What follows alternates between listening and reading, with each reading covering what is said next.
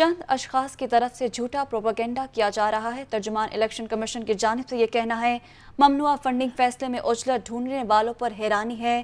इस प्रोपेगेंडे का हकीकत से कोई ताल्लुक नहीं। मजीद कहना है कि कमीशन ने एक ही फैसला दिया जो सफ़ा ब सफ़ा दस्तखत शुदा है।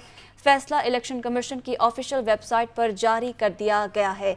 तो आपको बताएं कि चंद अशखास की तरफ से झूठा प्रोपेगेंडा किया जा रहा है। तर्जुमान इलेक्शन कमीशन की जानिब से कहना है कि ममनुआ फंडिंग फैसले में उजलत ढूंढने वालों पर हैरानी है। इस प्रोपेगेंडे का हकीकत से कोई ताल्लुक नहीं।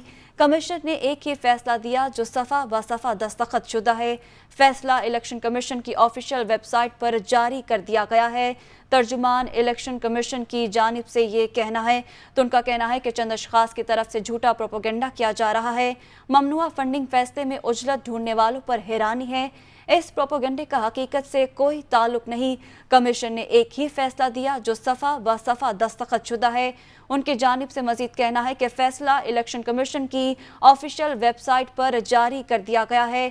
तो तर्जुमान इलेक्शन कमीशन की जानिब से कहना है कि ममनुआ फंडिंग फैसले में उजलत ढूंढने वालों पर हैरानी है। इसी बारे मजीद जान लेते हैं अपने नुमाइंदे मोहसिन एजाज से। जी मोहसिन, आगाह कीजिएगा।